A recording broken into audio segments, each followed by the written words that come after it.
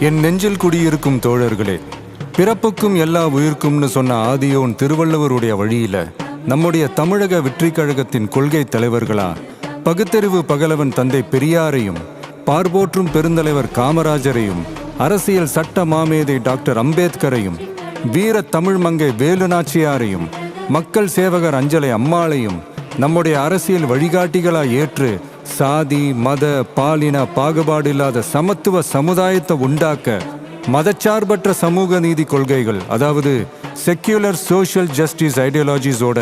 நம்ம தமிழக வெற்றி கழகத்தின் வழியா உங்களுக்காக உழைக்கணும்னு நான் வரேன்.